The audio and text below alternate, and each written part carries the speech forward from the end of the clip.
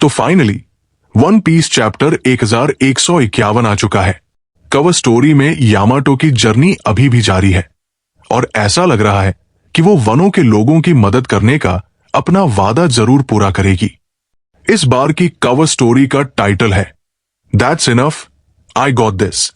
और यामातो सच में अपने एक्शन से ये साबित भी कर रही है। वो इस वक्त हकुमाई में एक जबरदस्त सूमो रेसलिंग टूर्नामेंट में हिस्सा ले रही है, जहां उसका सामना हो रहा है योकोजुना सुकुने से, जो उराशिमा का बड़ा भाई है। और उराशिमा को तो लूफी ने पहले ही आराम से हरा दिया था। कवर पेज में हम देख सकते हैं कि यामातो ने सुकुने को सीधा हवा में उड़ा दिया और वो रिंग से बाहर जा गिरा। एकदम तगड़ा सीन है।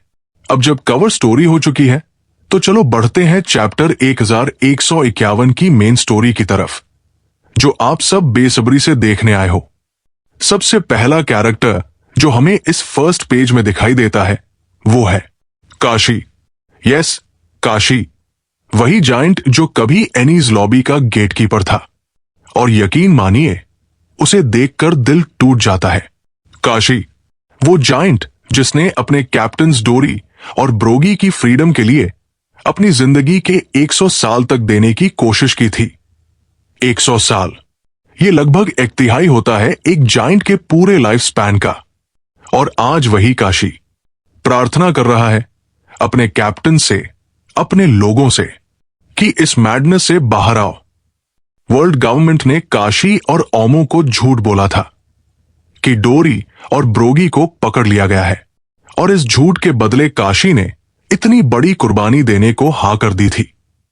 और अब वही कैप्टन्स जिनके लिए उसने ये सब किया, अब वो डेवल हो चुके हैं। ओडा कोई भी रैंडम जायंट चुन सकता था ये डायलॉग बोलने के लिए, लेकिन उसने काशी को चुना। और इस छोटे से माइक्रो डिसीजन ने सीन को इमोशनली तोड़ के रख दिया। अब बात करते हैं डोरी और ब्रोगी की, जो अब दिखाई दे रहे हैं, बट नॉट एज वॉरियर्स, बल्कि एज डिमोनिक जायंट्स। एक साइड पर जो स्पेक्टिकल देखने को मिल रहा है वो इनसेन है। Their new forms, massive, terrifying, full of raw power. लेकिन वही दूसरी तरफ दिल में दर्द भी है, because they abandon the one thing that made the giants honourable, their culture, their values. Giants के लिए बैटल की वैल्यू सिर्फ तब होती है जब वो ऑनरेबल हो, जब वो अपने से स्ट्रॉन्ग एनिमीज के खिलाफ लड़े। पर अब वो लोग अपनी नई ताकत का इस्तेमाल करने वाले हैं एक बुजुर्ग पर। There is no honour in that. और यही तो ईम्यू का प्लान है, एल्बाफ की स्पिरिट को क्रश करना, उसकी सोल को तोड़ देना। ईम्यू ने एक ऐसा गेम शुरू किया है, दामी रिवर्सी, जो कि एक बोर्ड गेम जैसा लग रहा है, रिवर्सी या अटेलो जैसे रूल्स पर चलता हुआ। और ये जोक अब रील होता दिख रहा है। Elbaf has become a game board. लेकिन बोर्ड गेम्स में एक चीज होती है, रूल्स। और अगर रूल्स है तो उन्हें रिवर्स भी किया जा सकता है। अगर हमें 2 वाइट पीसेस चाहिए to flip the black giants, तो हमारे पास है लूफी और बॉनी। दोनों ही अपने नीका फॉर्म्स तक जा सकते हैं। क्या वो मिलकर इन जायंट्स को वापस फ्लिप कर सकते हैं? A white army of Nika giants, क्या ये पॉसिबल है? डोरी कहता है it's time for a new era of war. और ये लाइन सीधा रेफरेंस है चैप्टर 137 से, जब किंग हेरोल्ड ने अपने हॉर्न्स नोच दिए थे, क्योंकि उसे एंशिएंट जायंट्स याद आ गए थे, the warriors of the era of war. वो एक एरा था जब जायंट्स ने लिटरली न्यू वर्ल्ड पर रूल किया था। डोरी जो कह रहा है वो सिर्फ रिवेंज नहीं है, वो है वर्ल्ड डोमिनेशन। उसुप की बात करें तो उसका रिएक्शन बहुत ही हार्ट ब्रेकिंग है। जिन जायंट्स को वो सबसे ज्यादा मानता था, अब वो हाई बैंग गए हैं करप्टेड। यूसोप की आंखों में आंसू है। एंड मे बी यूसोप हाई वो एक कैरेक्टर है जो एल्बाफ की असली स्पिरिट को बचा सकता है। रिमेंबर, एल्बाफ के जितने भी ग्रेट जायंट्स थे, उनसे उसुप ने ही हमेशा बॉन्ड बनाया है। हरजुद्दीन ने उसे गॉड यूसोप कहा था। ओमो और काशी ने भी उसे सम्मान दिया। तो शायद यूसोप ही वो इंसान बने जो डोरी और ब्रोगी को याद दिला सके कि वो कौन थे। उनकी असली ताकत सिर्फ शक्ति में नहीं, बल्कि सम्मान में छुपी है। लेकिन सब जायंट्स करप्टेड नहीं हुए हैं। और फिर आता है सेंट जिलिंगहैम का रिवील। अब वो दिखता है एक हाइब्रिड फॉर्म में, एक सेंटो की तरह। हम लोग अब उसका इंसानी चेहरा भी देख रहे हैं। वो कैसा दिखता है, अपने ड्रैगन फेस से अलग।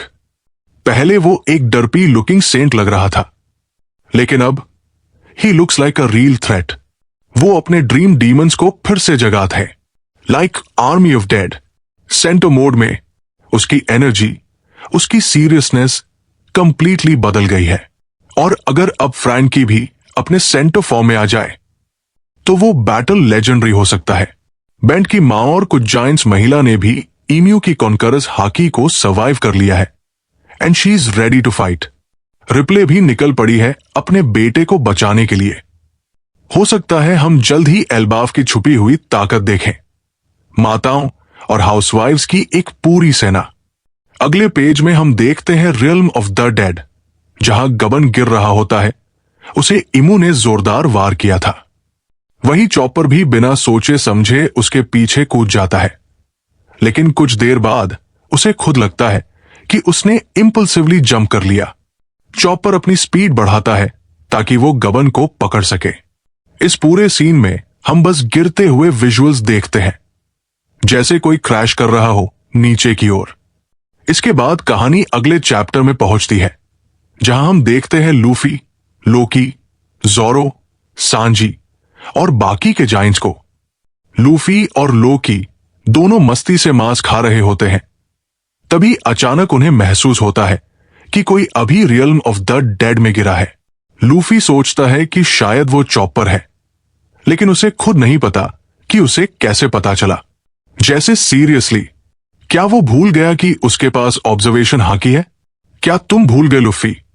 एनीवे, ग्रुप ने फैसला किया वो सब बाहर जाएंगे चॉपर और गबन को ढूंढने, जबकि जर्ड और गोल्डबर्ग लोकी के पास रुकते हैं। लोकी बेड़ियों में जकड़ा हुआ कहता है, इन जंजीरों को खोल दो, मुझे जाना होगा। But they refuse. और तभी मोसा का कॉल आता है। मोसा की आवाज शांत थी, ऑलमोस्ट टू काम। हम कुछ समय तक कांटेक्ट नहीं कर पाएंगे, वो कहती है, बट हमारी बातचीत ने मुझे हमेशा स्ट्रेंथ दी और इसके लिए मैं तुम्हारा शुक्रगुजार हूं। लोकी का दिल धड़कने लगा। क्या मोसा खतरे में है? बट शी डिनाइज इट और कॉल कट हो जाता है। लोकी चुपचाप स्टेयर करता है कम्युनिकेटर की तरफ। जर्ड, जो सब सुन रही थी, सॉफ्टली कहती है, आई एम ग्लैड तुम्हें कोई मिला जो तुम्हारा साथ दे पाया इस अंडरवर्ल्ड में। लोकी की आंखों में हल्की सी जलन थी। Don't say a word about this किसी से भी। उसी समय हजरुद्दीन और लूफी की टीम वापस लौटती है। गबन अनकॉन्शियस है। हजरुद्दीन तुरंत कहता है, GERD, get your medical kit ready. Luffy मुस्कुराता है, गुड थिंग चॉपर ने तुम्हें बचाया। चॉपर अपनी तारीफ सुन के बहुत खुश हो जाता है, लेकिन तभी सच सामने आता है। गबन रॉजर पायरेट्स का मेंबर था। लूफी और उसकी क्रू चौंक जाती है।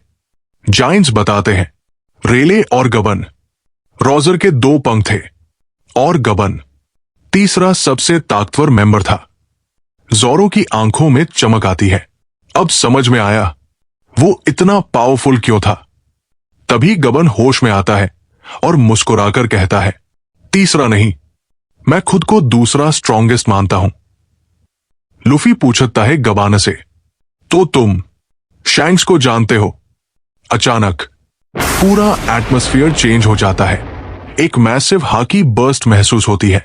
सबको ईम्यू की हाकी, यहां तक कि गबान का चेहरा भी गंभीर हो जाता है।